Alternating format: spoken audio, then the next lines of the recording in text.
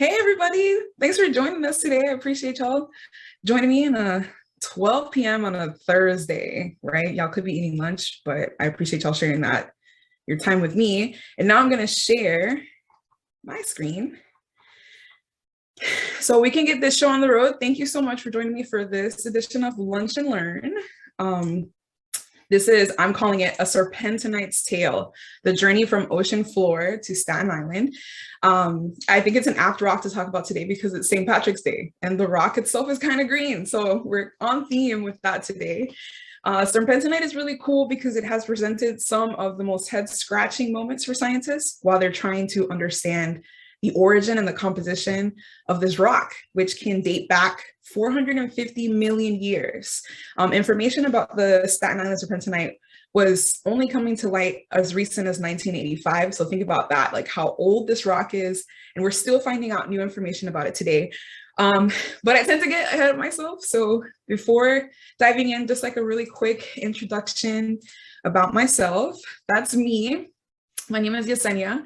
In Arabic, it means floral. I'm not Arabic, at least I don't think I am, but my grandma got the name from a popular Spanish soap opera at the time. I just graduated from UF in December of 2021. So that photo that you see here is me on the stage. Thank you. The flag, I'm Dominican. My family, we emigrated over in the 70s, and I'm the first gen of my family to be born here and the first to earn a degree in my family. So we're very proud. In the past, I have worked at the Orlando Science Center and at Kennedy Space Center as an intern and as a substitute teacher. And somehow the substitute teaching didn't turn me off from teaching in general because now I'm a fabrication lab instructor, like Riley mentioned, at the Melrose Center. So I teach people how to use 3D printers and laser cutters to make projects. And I'm here today because I love SciComm, and I appreciate that Riley recognizes that in me. I'm a really firm believer that most of you know a lot more science than you think. So you just need the right guide to show you that that's true. I'm interested in why you're interested in this topic today. So if you want to drop that in the chat, go ahead and do that. I'm going to get this show on the road and I'll come back and read some of your responses in a little bit. So let's take a close look at the name of the rock, right? Serpentinite, and focus on the first half of the word, which is serpent. Well, we geologists are pretty literal about things. You know, we call it how we see it. We find a rock that's made of layers of mud. You know, let's call that a mudstone. And if we see a rock that has a bunch of sediments that are cemented together, well, we call it a sedimentary rock. So now we see a rock and the weathering kind of looks like snakeskin. Well, let's put serpent in the name, right? That's the most part. Like it looks like snakeskin to somebody. So they were like, yeah, I don't know about you. This looks like a serpent. Let's put serpent in the name. And the other half of the name, ite, comes from the Greek word lithites, right? Just means rock or stone. So you put together the most obvious things of this rock, that it looks like a serpent and it's a stone, serpent stone, serpentinite. Pretty easy. You're gonna see that's gonna happen a bunch of different times because like I said, geologists, we're very literal. So we like to call things exactly how we see it. Now we know that there's a rock cycle, right? Earth's got a little recycling plant, and there are three main categories that we sort all rocks into. Igneous rocks, which are formed when lava cools, sedimentary rocks that are formed from the sediments of other rocks, and then metamorphic rocks, which are rocks that undergo heat and pressure and causes a rock to turn into another rock. Well, our serpentinite is a metamorphic rock. And actually another fun fact about the name of the rock is that the metamorphic process that rocks have to go through to become serpentinite is called serpentinization. I love it when things are defined by the same word, right? Like it's great. So I'm going to go a little bit more into that because it might be a little confusing to say, well, serpentinite is formed by serpentinization, but essentially you have these igneous rocks like dunite and harzbergites that have to go through serpentinization to become serpentinite. I'll come back to the serpentinization in a second, but here's a close-up of those two rocks.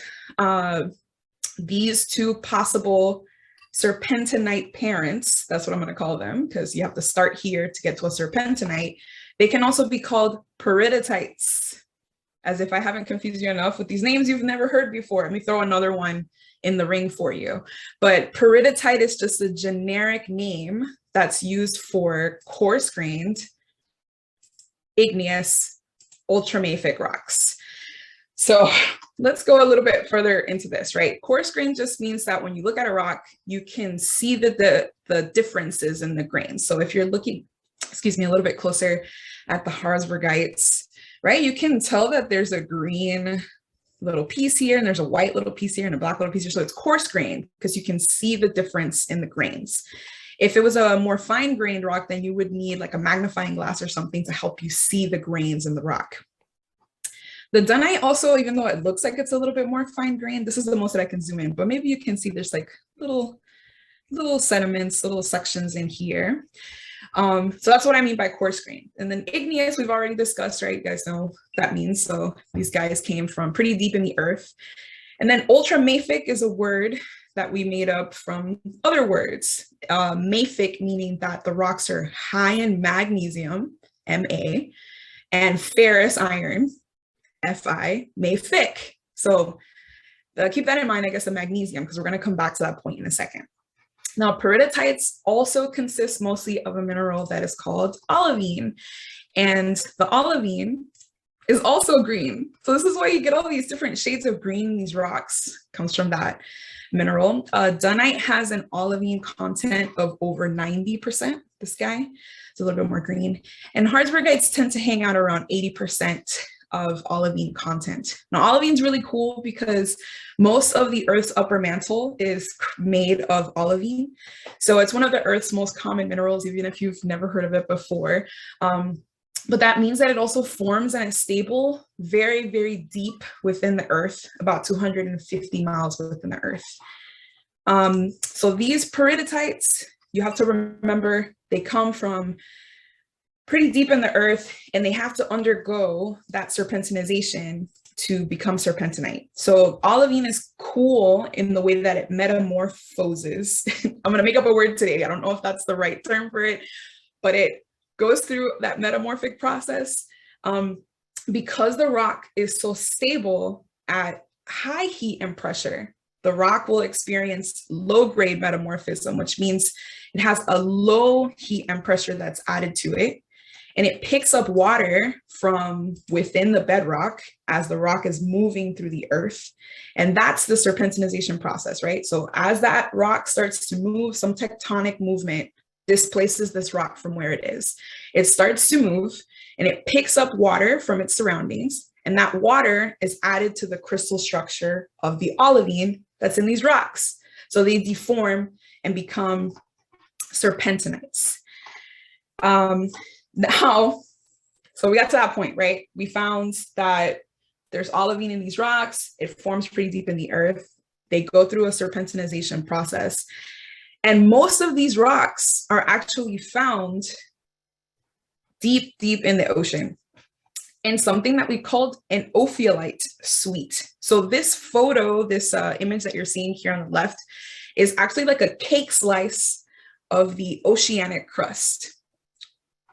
There's a point to this, I promise. I'm going to get to it. But the peridotites, like with the olivine, are very rarely found within continental rocks. So they're not really something that you're going to find. Like an olivine is not something that you might find when you go outside in your backyard. But these peridotites, like the olivine that's in the peridotites, are usually found at the base of these ophiolite suites. So like I mentioned, it's just a piece of oceanic crust that occasionally gets picked up and emplaced on top of a continental crust. And by the way, on theme, ophiolite comes from the Greek word ophis, meaning serpent. So once again, we're still tying in that snake skin appearance and the green color to all kind of make a little group theme here. And the reason why I'm talking about all of this is because the Staten Island serpentinite was at one point a part of an ophiolite suite that dates back to the Ordovician.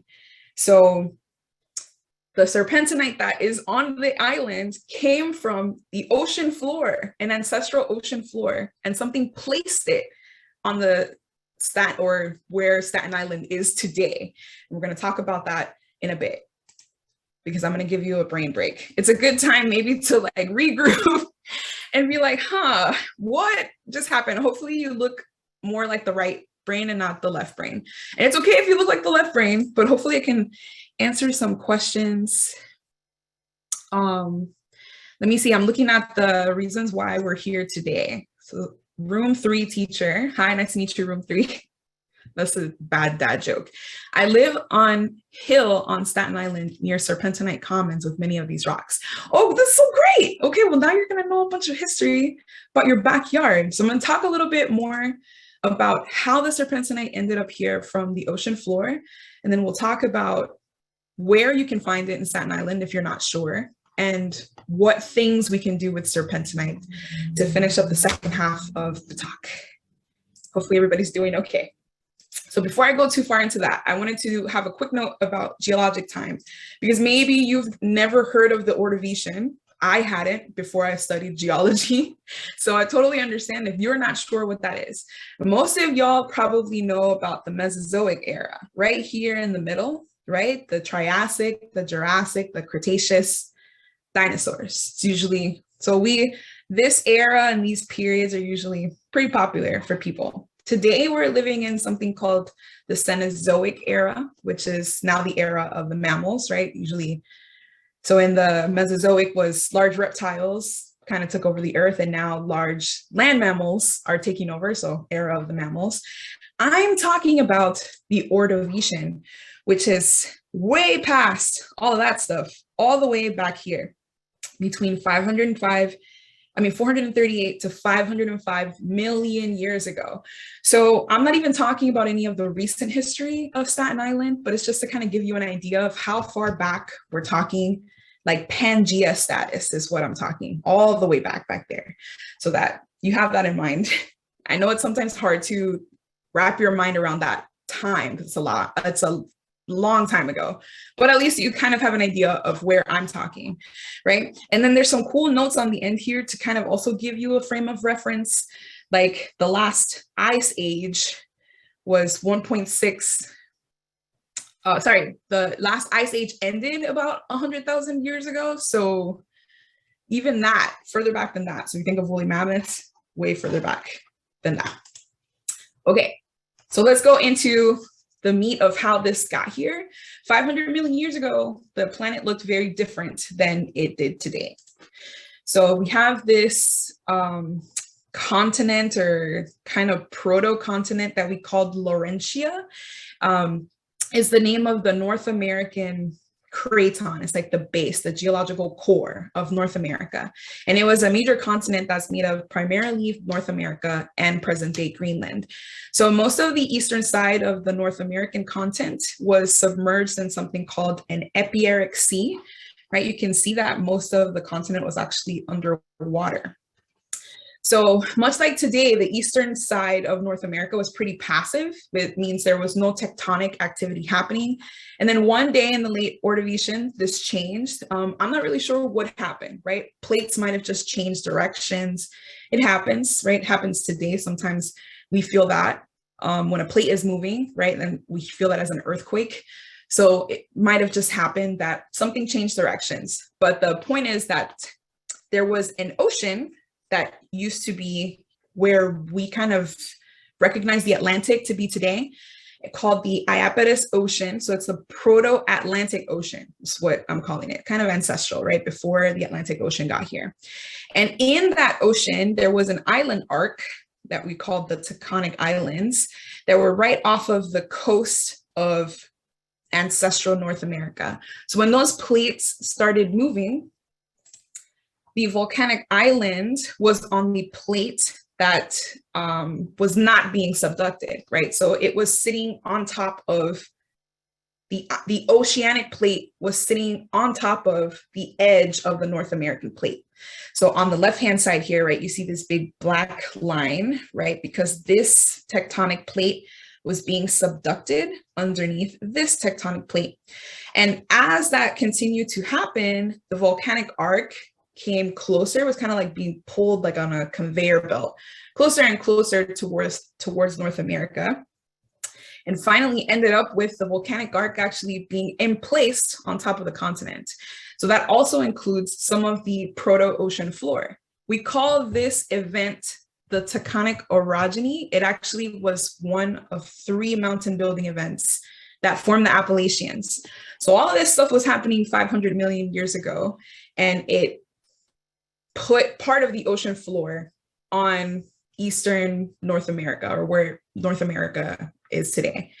And we know that this happened because we have something that's called Cameron's Line. There's a big suture fault that ties together the North American Craton, that volcanic island arc that I talked about, and the ophiolites, the ocean floor of the Iapetus Ocean.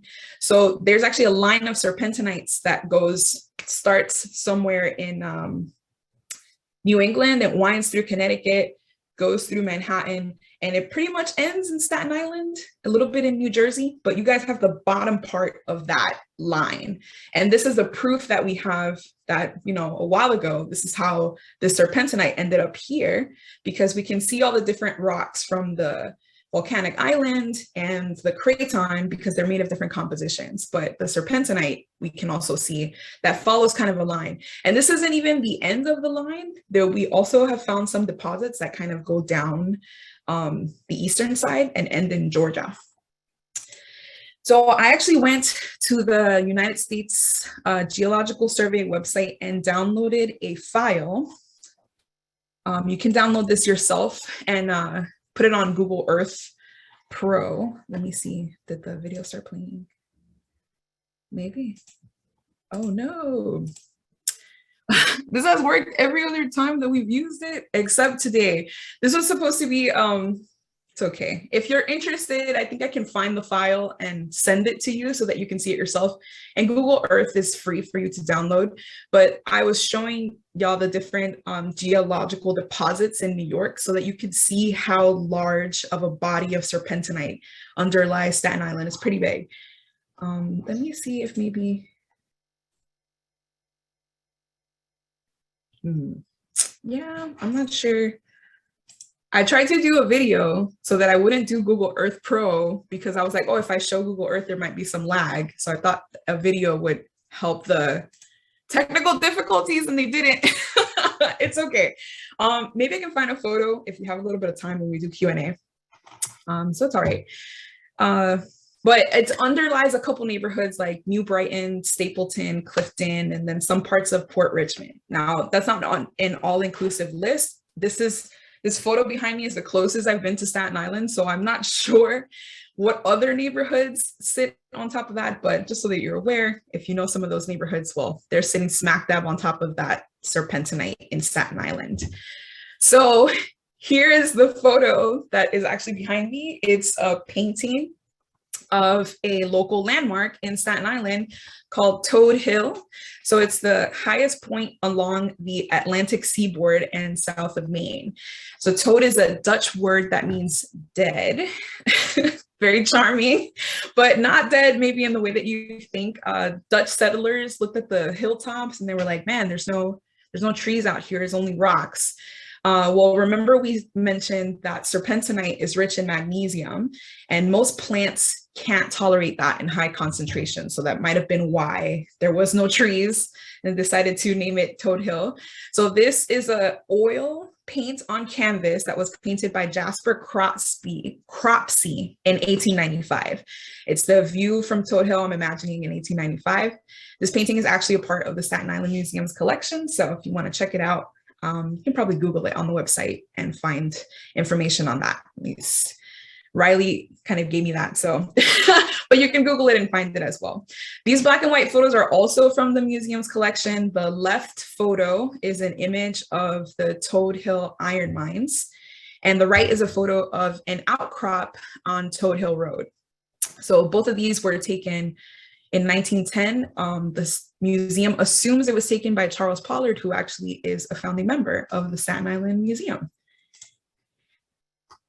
And these photos are from when the Staten Island Expressway was actually being constructed in the 60s. So there's another landmark called Moses Mountain that's actually a man-made, artificially created hill of serpentinite. They had to move a bunch of the serpentinite out of the way to start forming the expressway. The construction kind of just moved all the serpentinite to the side and it stayed there. So y'all still have that.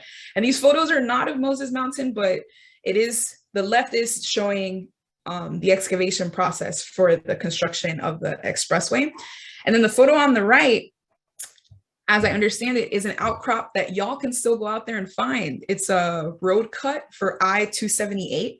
So it should still be able to be visible today. I encourage you to find out if you're in the area and see if you can find this side. And then these photos are also from the Staten Island Museum collection. So what about the uses? Well, with serpentinite, some ferrous iron ores may form. Toad Hill was known as Iron Hill in the 1800s, and they had over a dozen pits that they were able to mine about 300,000 tons of iron ore. Another commonly found mineral in the fractures of serpentinite outcrops is actually talc. So you know this as talcum powder, right? Baby powder. And pretty much when you find the talc, it can be ground down and then you add perfume to it and you get some talcum powder. So they find that in some of the veins of the rocks.